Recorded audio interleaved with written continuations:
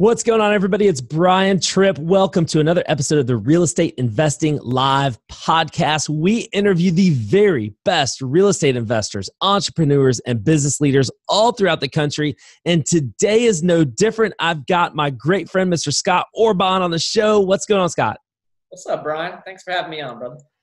I'm so excited to have you, mainly because I know you're doing a ton of deal volume in the DFW area, Dallas-Fort Worth area. And you and your partner, Chris, I've known you guys for many years, and I don't know why have we not done this? Why have we not done a podcast? Ask and you shall receive. We were on the phone, a couple months ago, and I was like, I got to have you on the show. I can't believe I haven't had you or Chris on my show, and it's a travesty. I don't get on too many podcasts. I like to lay low, but because you asked me, I'd be more than glad.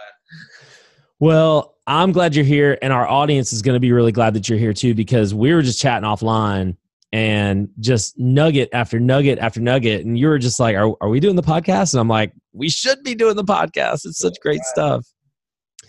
So, Scott, for the people that don't know who you are, tell everybody who you are, what you do specifically in real estate. Right.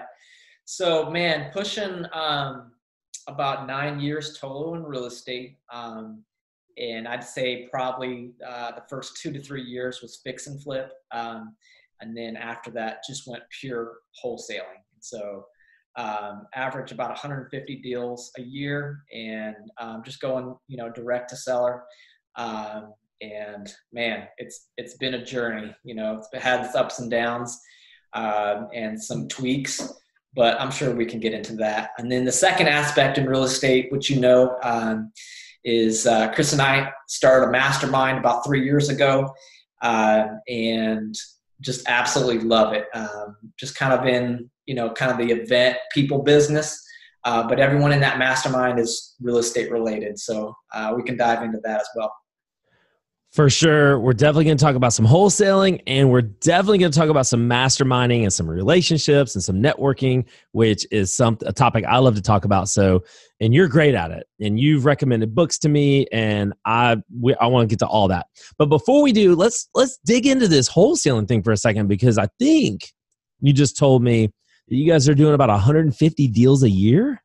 Roughly about a year. Yeah, man. And that it's seems more challenging, not easier. And so yeah, man, it's 2019. I would say, again, DFW, one of the more competitive areas, not as competitive as Phoenix, but definitely have felt the squeeze for any particular reason. You can throw it against the wall, and yeah, it is more of a challenge, right? Just more savvy sellers, more competition, marketing costs going up. Buyers aren't as hungry. But this year I think we'll do over 100 deals, and continue to shift where we need to shift on the wholesaling side. Yeah, and I want to talk about that, because we talked about that a little bit offline about how just things are shifting, and you feel like it's important to shift with the circumstances, which I think most people would agree with that, but they probably don't know how to do that. So I want to talk about that. But I'll first tell everybody, Chris, Scott, I got your partner's name on my mind. Scott, tell everybody, what does your business actually look like today? You're going to do 100, 150 deals this year. What does it look like? What are the different seats that you have, people that you have in different seats? Right. So, in order to scale wholesaling, right? If I was doing it all, it probably wouldn't grow as much, right? So the more control you have of something, the less it's going to scale, is the bottom line. And so I'd say about 4 years ago, Chris and I made a conscious effort to say, hey, let's be business owners. Let's treat it like a business. And let's lead the marketing side of it, but let's, get out of it, right? So we essentially adopt the traction philosophy of having an integrator. And so we have got a team of about 13 people right now. And obviously in traction, they're huge on structure, roles, and responsibilities, right? So when you start structuring it that way, things begin to kind of move a little bit faster. And so for us, our integrator holds the keys on making decisions. And with that, we've got 3 acquisition managers, we've got an inspector, we've got a lead manager, we have a disposition manager that markets all the properties, and then we've got 2 closing managers, and then calling assistants. So we don't do any virtual assistants. Everything's kind of in-house. And then more virtual assistants that answer the phone. So that's a little bit of the basic structure. But, for the last 2.5 years, haven't been in the day-to-day as much, more or less making executive decisions. But when you hand over the keys to someone, it's their job to make those decisions and hold people accountable, right? So you just got to make sure the systems are in place to create the behaviors that you want. I think it's interesting something you just said that it sounds like you said you hired an integrator. Is that right? Correct. Okay. So let me ask you this, because someone asked me this recently and I didn't really have a good answer for them. So in Traction, that I think a lot of people have either read or heard about, in Traction, there's the visionary and there's the integrator. Right. And you have a partnership, but you're both visionaries. Is that why you hired an integrator? And Correct. how is that what you would recommend to people if they are in a partnership where they both feel like they're more visionaries? Yeah, so that's a great point. So Chris and I are both kind of on the visionary side. So we both aren't experts when it comes to organizational structure, doing the details, holding people accountable, doing the integration of systems. We can do it. We understand the value of it, but we realize that, hey, we're the brains, we're the guys that think 10,000 feet up, want to have the vision. We're on the innovation side, right? We can come in, produce, we don't want to, but for us, we're the innovators. And so we knew for between Chris and I, we need to get an integrator quick because we have twice the amount of ideas, right? And so now that makes it more tricky. I will say that.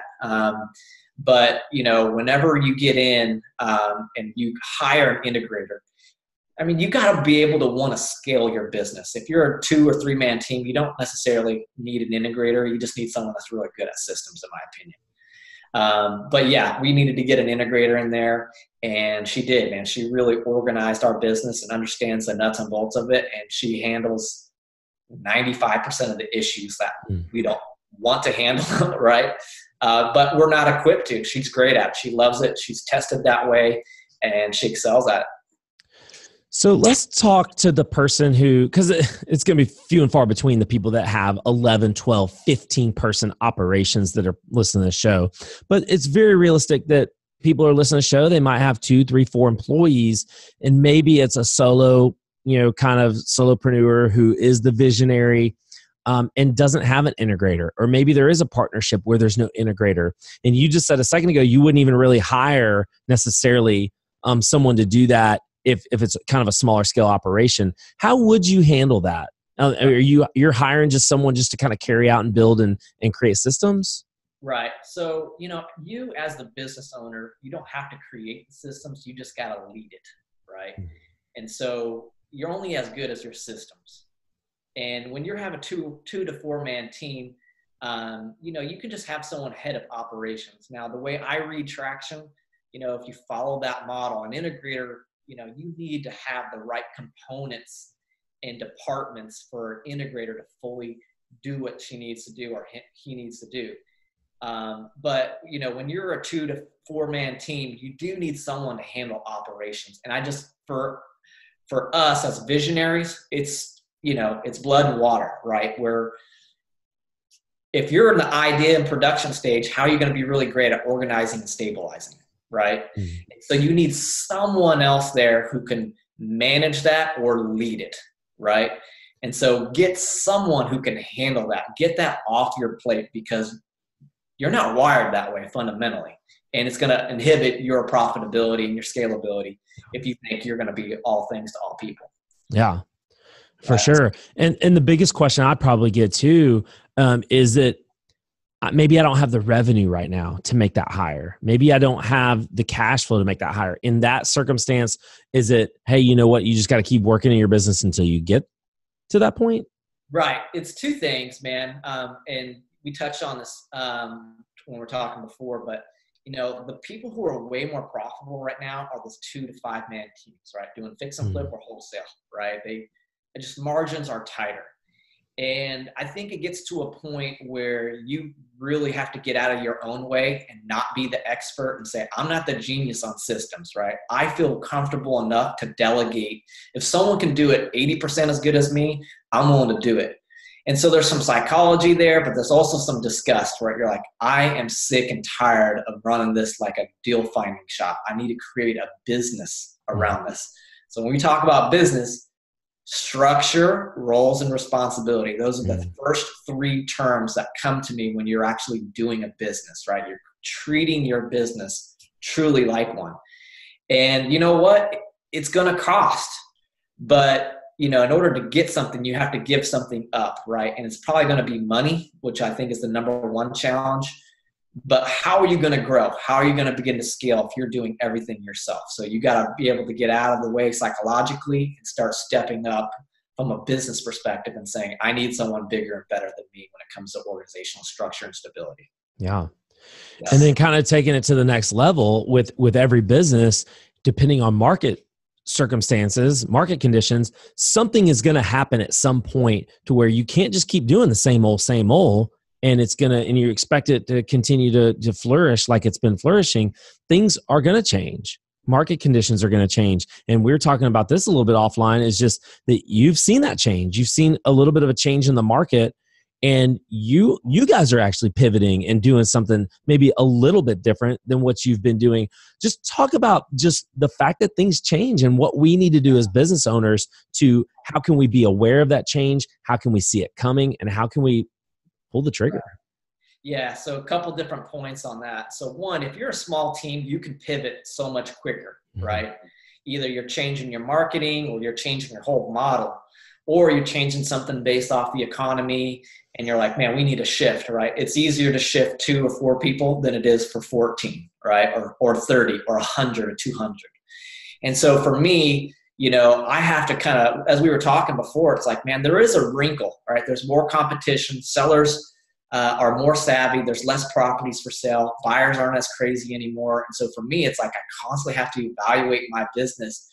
And one, look at the KPIs, right? Am I making money right now?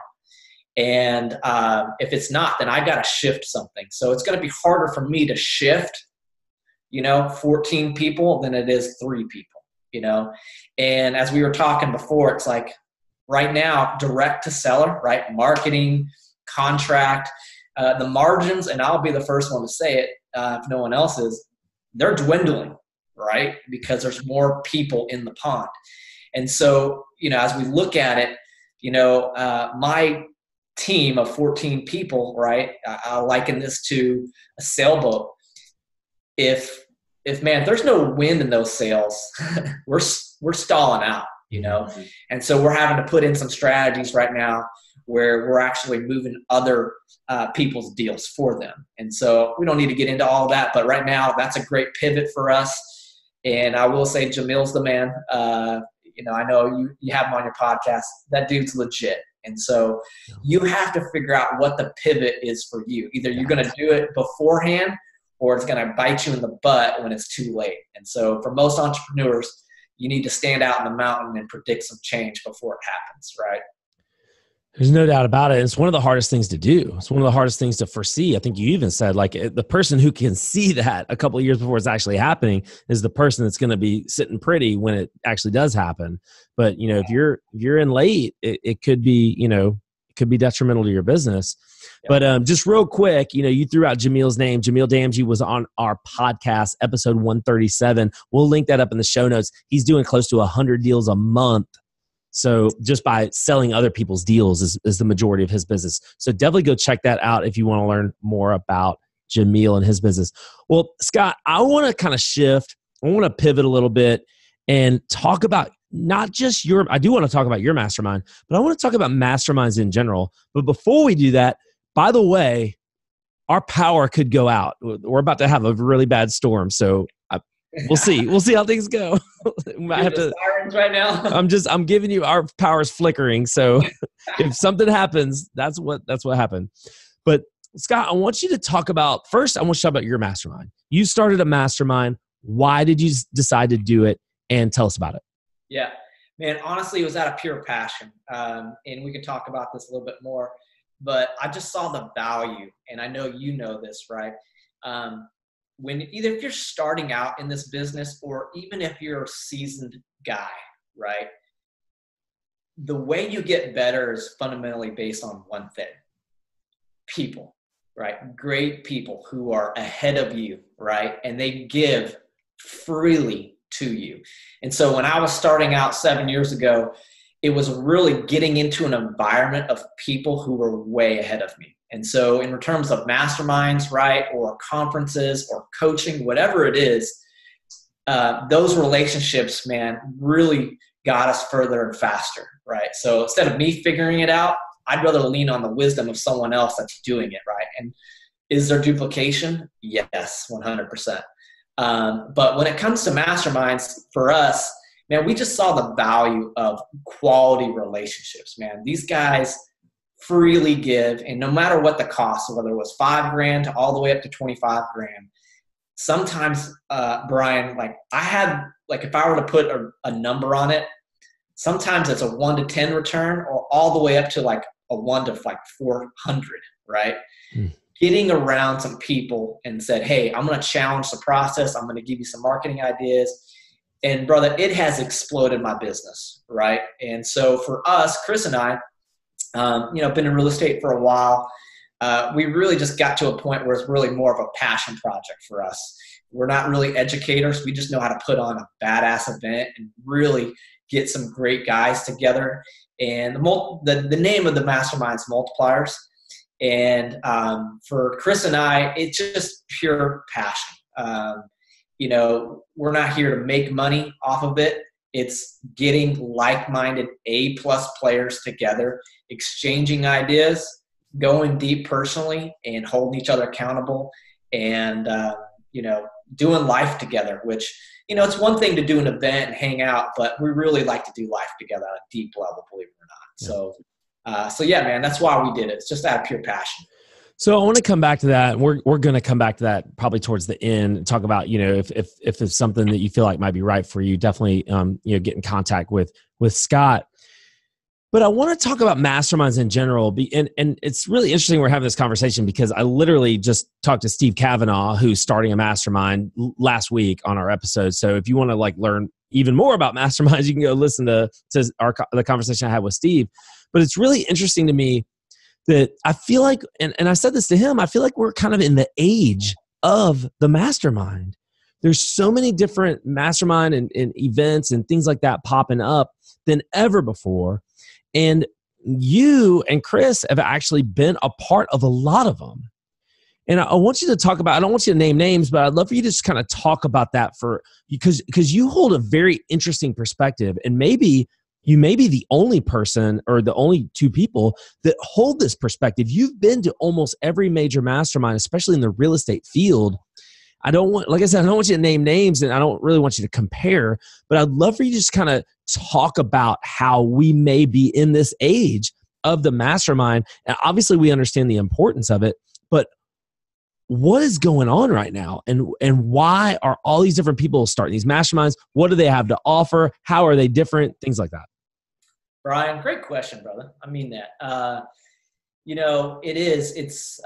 We're in an age right now where there's more information free, right? Like if, you and I were talking about this, you can have an education just off of podcasts, right? There's more information out there, iTunes University, and, people nowadays are wanting to educate, wanting to share, where maybe 5+ years ago, right? If you owned a small business, like if you had a secret sauce of something, someone's holding it tight. But in real estate, man, I will say this, the people in real estate are really giving, right? They constantly exchanging new ideas, and it may last, for a year or two because then it gets saturated. But we're in this unique time, man, where people get together and exchange the good, the bad, and the ugly, right? Which is unprecedented. I don't really know that many industries, you might know, Brian, that really go that transparent, right? Like, hey, here it is. I'm going to just practically pull down the pants on my business. And there's something remarkable about that. And when I look at masterminds, like most people are shy to invest in themselves, right? And it's like, okay, I'm going to spend $5,000 and what am I going to get out of it? Well, fundamentally, it's back in your responsibility to capitalize on that investment. Because really what you did is you just spent 5 or 10 or 25 grand to invest back in yourself.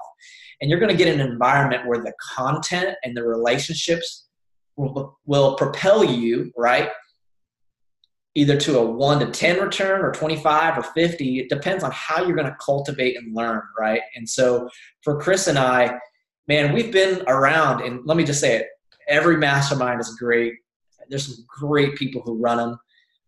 And we walked away with this principle, which is this, Brian. If you want to get to the next level, it's 100% dependent on relationships, right? Particularly the relationships that are further than you.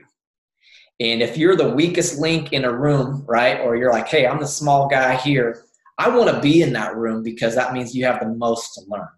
And so it's just placing yourself in strategic environments to say, hey, I'm a sieve, I'm a sponge, I'm going to take it. And you know what, dude, there's some great giving real estate guys. I mean, all the guys on your guys' podcast that I see, they're giving, right? They just give till they're blue in the face.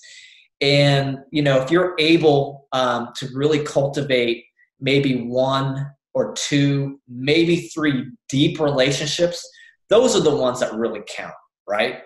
And Chris and I have just been able to do that over the last 8 years. And, when someone's going through something hard or saying, hey, man, I need help on this decision, or hey, what are you truly doing here? They give freely. And so with that general attitude, I love that, right? Because whenever you can get a 10 to 1 return, let's just say you drop 15 to 20 grand and you got a 10 to 1 return on that. How many times would you play that card, right? As many times as I can. That's why I'm paying for coaching. That's why I still go to masterminds. That's why you and I go to events. It's to connect with people and content. So I wouldn't be here if it wasn't for that. Yeah. And that's how we met. We met at an event in St. Louis. Right. And I told, and Sean McCloskey and Joe McCall put this event on. And this is 2016, November 2016, somewhere in there.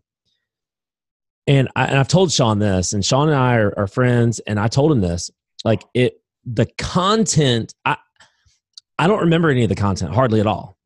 Right. And it's not an indictment on Sean or Joe. It was a tremendous event. I'm sure it was. Right.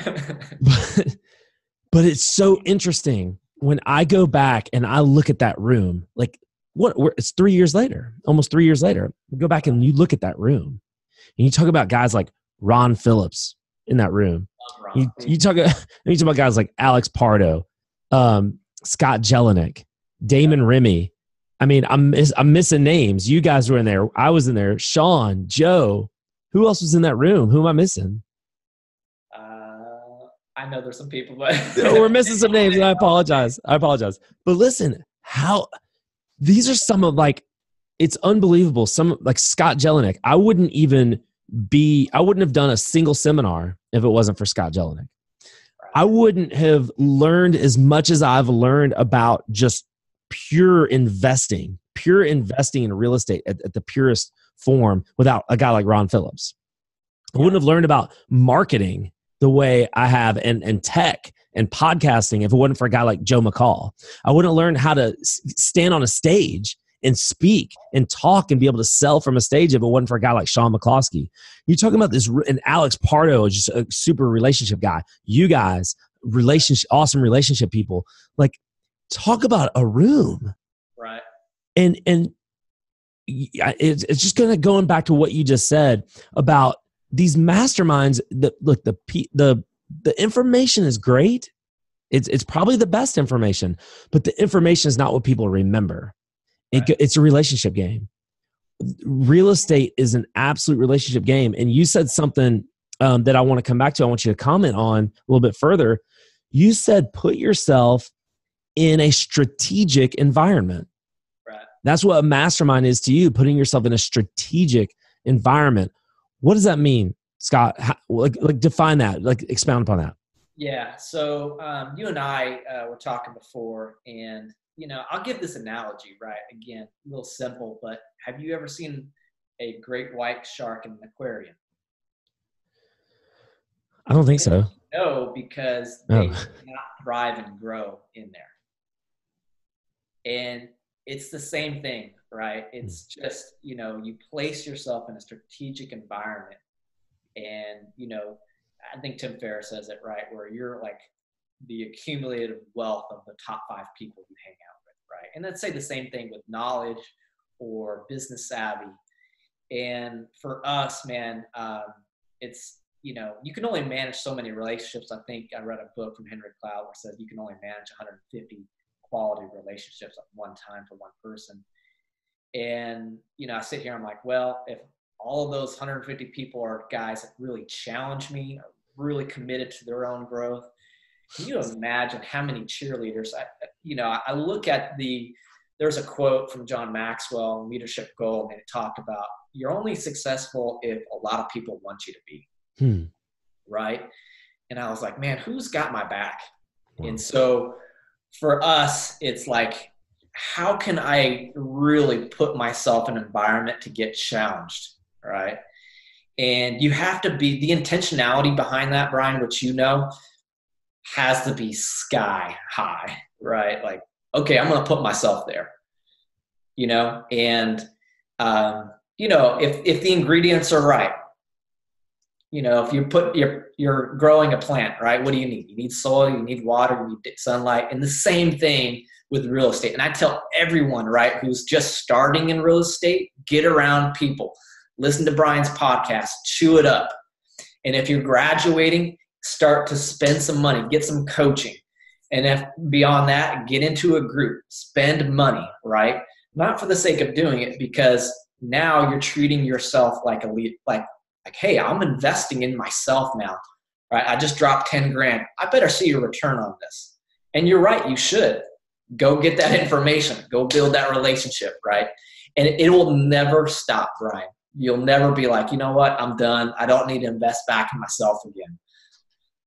I'll be 55 years old spending money on coaching, right? So it just never ends.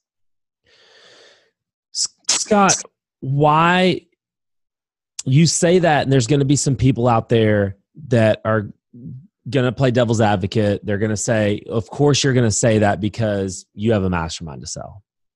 Right. To that person, you would say what?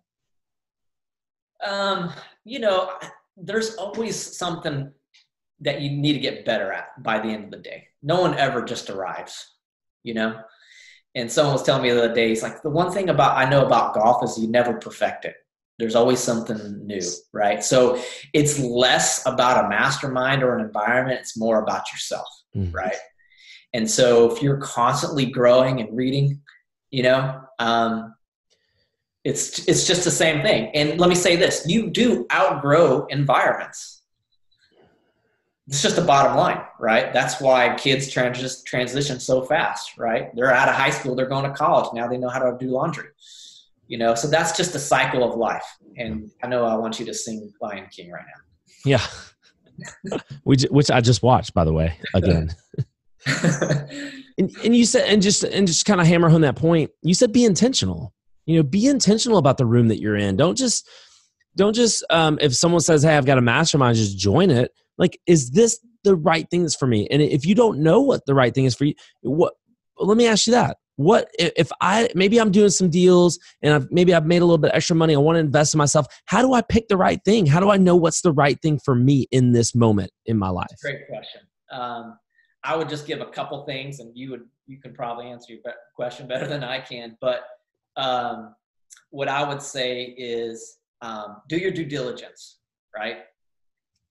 Be very clear on what you need, and don't just drop 10 grand blindly. Right? Because there's so many gurus out there that aren't unvouched for, in my opinion.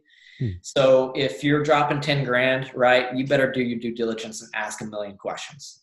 And 2, ask somebody else, right? Show me the results, right? Hey, how did he treat you? How was the results, right? And dude, and eventually just make the faith to do it by the end of the day, right? After you've done all that due diligence. But it's an investment, and no one's going to hand over, right, the keys. You got to do action, right, by the end of the day. So you got to put yourself in that environment, and guess what? You got to go hunt and find and kill some killer information so that you can start implementing that back into your business, right? Love it. 100%. One thing you said before we started the podcast about your mastermind, and I want to kind of brag on your mastermind a little bit. And I love this. I love this quote. I love that you said this. And I want you to kind of expound upon this a little bit. I want you to talk about what you meant by this. You say your mastermind, the multipliers, is about relationships that stay intact. It's not an event necessarily. It's more about relationships that stay intact. Almost as if to imply that not every mastermind is like that. Right. So kind of talk about that quote and what really separates you guys. What makes yours different? Yeah, great question, man. So what I realized is that, we touched on it, right? Where you go to an environment or an event and there's a lot of exchange of ideas. And I hate to say it, there is a little bit of paparazzi there. It's like, who's the coolest? Who's doing the most deals? Who's the most popular, right? And there is some element of that. And I'm not knocking that. I just think for us, we realized that I'd rather go deep than wide. And I know you're a big fan of that. And so for us, an event is good for maybe a week, right? That high goes off. Yeah. But, it's those moments 3 months later when I'm like, man, what the heck am I doing? I need to reach out. And those guys who had your back at the event, where are they at now? And so for Chris and I, we went strategic and said, you know what, we're going to facilitate depth here. And I know you likened it to, running a church. And it's one of those things, man, where we manage relationships. Like an event is a part of it. But I'm way more excited when two of our members are hooking up and exchanging ideas. That's the win for me all day. And so, I look on our Facebook group and, dude, they're all getting together in a mansion in California. There's like 6 of them, and they're just hanging out. And I didn't even facilitate that, right? And there's calls like, hey, man, I called John the other day, and you know what? He did this. And honestly, the other day, someone had some issues. Right? He's like, man, I'm just going through a hard time. And guess what? 3 guys rallied around. Ideally, you'd think that I would be the one to rally. Nope. They did, right? And so I think we all know when it means when someone truly has someone's back, right? And it's not like, hey, let me just add another marketing idea so you can make another $1 million. Hey, that's okay, but that's not what we're about. So fundamentally, by the end of the day, it's depth of relationships, my man. That's awesome. And it doesn't if it does get talked about, it's almost like people kind of brush that off. It doesn't. I feel like there's a lot of people out there that just don't understand. They hear, your network is your net worth, and they hear that, real estate's a relationship business, over everything, but they kind of just brush that off. Scott, can you take a second it's obvious to me, but I want to make sure everybody's understanding, like, how is your network your net worth? Like, how do these relationships actually translate into dollars? Right. So that's a great question, Brian. And, you're going to respect someone that's in your same field, right? And you just gravitate towards those guys, right? And, when you're an entrepreneur and you're starting things, right, it's gung-ho, it's risk, you're working hard, and it's hard, right? Your best buddy growing up doesn't relate to what you're doing, right?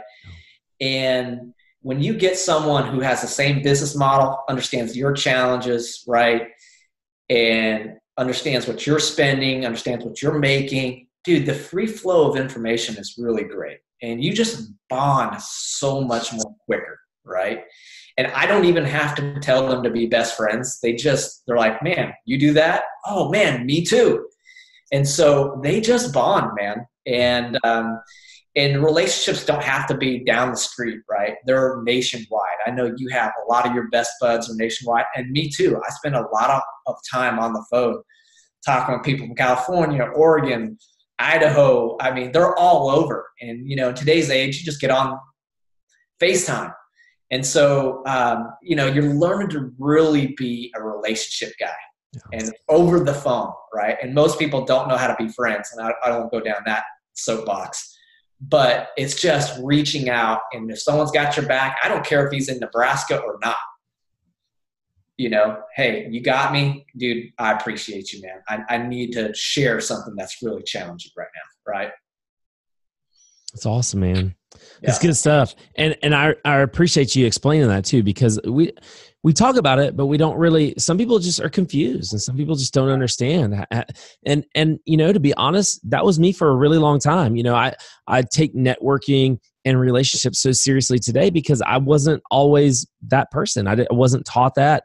I had to kind of discover that on my own. And the more I get into it, and the more I research it, and the more I have great relationships, the more the net worth does grow. And it's like, how does this stuff actually work? And I think it's fascinating. And I credit a lot of that to you, giving me books, recommending books to me, different people you introduced me to. So I appreciate all that, man.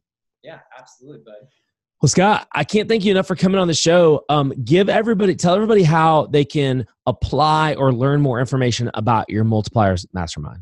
Yeah, I appreciate that, Brian. It's invite only, and it's just not first come, first serve situation. And the guys that we have in Multipliers are guys that are really experienced, and number one, and number two, they're just givers, right? So we try to have this diversity of experts all within Multipliers, and they got to treat it like a business, right? They're not just, hey, I just started. So there's so many great A players in our mastermind. But let me give you the website. It's called www.themultipliersmastermind. Maybe you can post it up, Brian. And you guys can just go straight to that website or reach out to me via Facebook, and we can have a conversation. But, man, we vet these guys really, really hard just because, it's all about depth, right? And so if you're a taker, right, not going to happen. So, check it out, you guys. I appreciate it. We'll link that up in the show notes. So guys, if you're driving down the road and you can't write anything down, just go to the show notes when you get done listening to this or pull off and click on that link and it'll go right to their website. Scott, thank you so much for coming on the show. I really do appreciate you. I appreciate your friendship and I appreciate everything you've meant to me and REI Live. Cool. Thanks, Brian. Appreciate being on. Guys, we love you so much. Make sure you're hitting that subscribe button. We've got some great guests lined up right after this episode. So make sure you hit that subscribe button so you get the alerts, and we're going to see you next week. Bye-bye.